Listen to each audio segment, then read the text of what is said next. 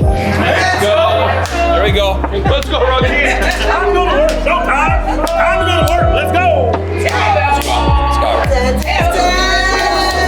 Here we go. Here we go. Here we go. Let's go. That motherfucking time. Let's fucking go. Let's go.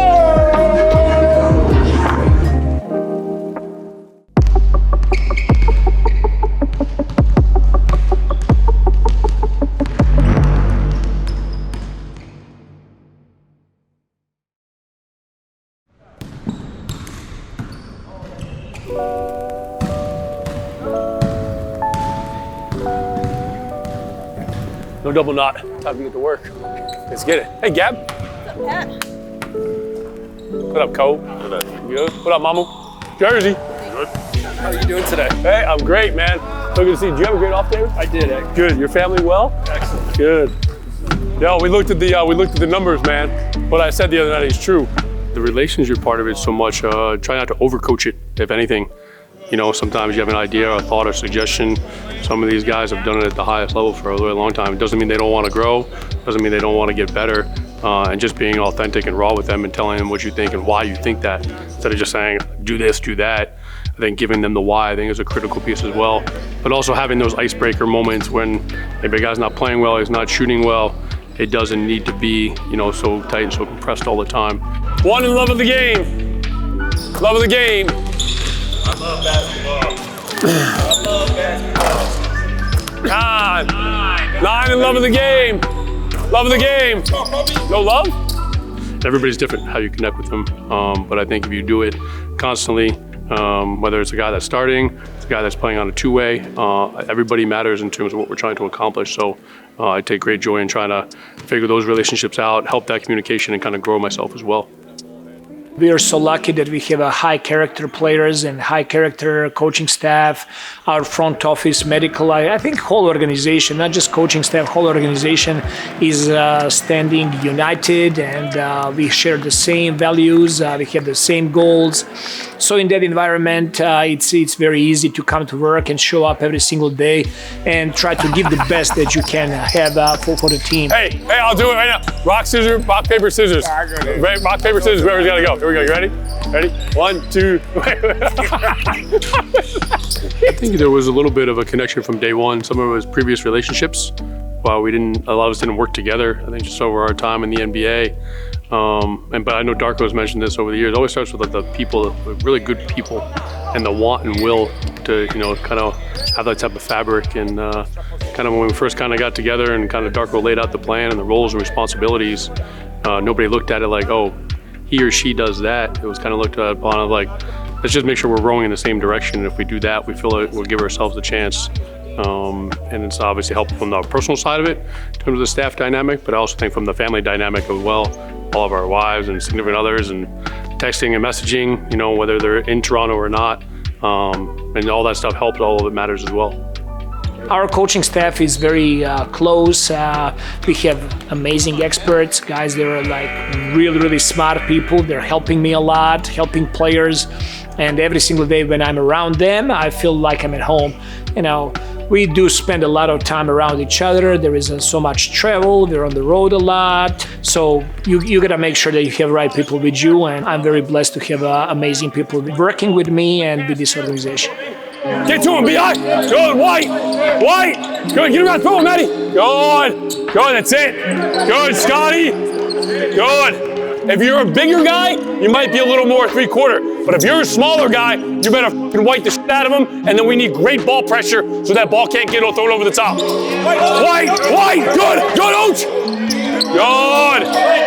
Good, Scotty. We have people coming from different backgrounds, that have different experiences, people that coached in college, in NBA, overseas, on every different level, ex-players on a coaching staff, and all of those people, they're bringing a lot of value to every meeting that we have, every discussion that we have, different projects that we're working on. I'm really relying a lot on them and their help. Mama, you mind if we jump in on with this hoop with you? A little competition? I would love to. They're just shooting some threes. They just want to shoot some threes. We do 10 together, a little competition, make it a little fun. Big shot. If you get this one, there should be the 2 shoot-offs for the 2 ties. Oh, that's game. Each person brings something to the table, unique. You know, you got Jamo, who's the positive guy all the time. You got Darko and Evo that bring that European passion. Coco's the jokester. You know what I'm saying? Pat is just the prototypical basketball coach. Vinny is the one, everything is just boom, boom, boom. So they play off of each other a lot. We got to work on exactly here. Not giving up cheap, trying to stay on the top side if you're a smaller guard, or working your way back. Matt might try to throw it over the top here. We either get this steal or the steal coming from Noah, then we bring in 4 new guys. They all value what each of them bring to the table. And at the end of the day, it starts with Darko's ability to listen and his understanding about how, you know, making sure everybody has voices. That was actually something Darko told me this summer. He told me he wanted me to really have a mindset of kind of coaching this year. And he was like, I'm going to give you a scout this year. Then he told me that it would be the Indiana Pacers game, a team we hadn't played before. And I was intrigued and very excited about the opportunity. We have to watch 4 or 5 of their previous games before they play you. What was interesting about Indiana was they were, you know, ravaged by injuries. And a lot of guys were coming back in our game or maybe 2 games prior to us. So to be able to get a full feel, I even had to watch maybe 1 or 2 games, you know, in October.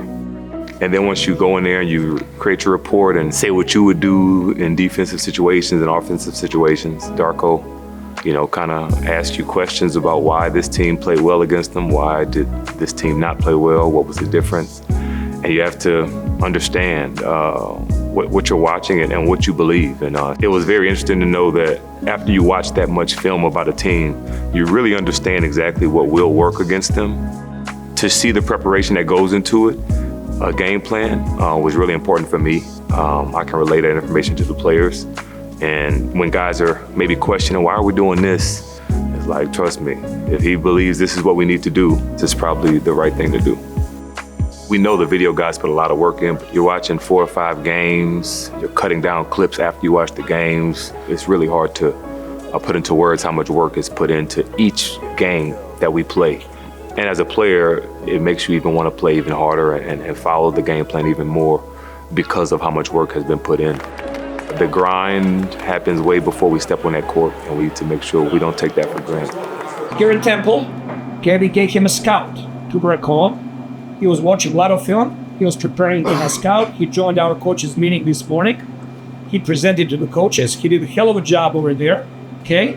His recommendation is wants to go 1 through 4 red to as adjustment to switch 1 through 4, which helped us in the game. Okay. I think he definitely deserves the chain that goes there. Yeah.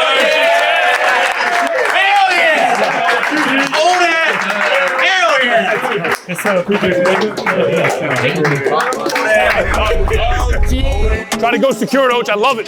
Try to be a great shark. Get him out, Grady! Come on, Grady! Go on, JB! Good! Good, JB! That's the pressure we need up top. Love it. His ability and willingness to have hard conversations, but also allow us to do our jobs, you know, not micromanage and oversee. And he has a thought or an idea. He knows when to grab you, how to relay that type of message, why he thinks that, but he also gives you the platform to say, hey, what are your thoughts? Why are we doing this? Why you suggest that? And I think we've kind of grown throughout our time here in Toronto. It's been fun and a joy to be a part of. I think the best coaching staffs, you see that with. And those are the ones that have difficult conversations, you know what I'm saying? Those are the ones where the head coach allows them to talk, to speak, whether it be in coaches meeting or on the court, and challenge each other. And I think that's what allows them to, you know, really understand and learn the most that they can from each other and trust each other with what is being said.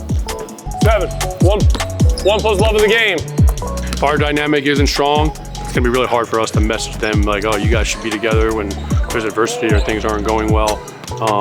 But the closer we are, our connection, our relationship, our communication, I think they see that, I think they feel that, and I think it just kind of helps why it makes sense to trying to win, how to win, agree or disagree, when you go through those types of moments together, whether you win or lose, I think it's only going to help you grow in the long run. Let's get it. Together on 3, 1, 2, 3. Together. That's going to work right away.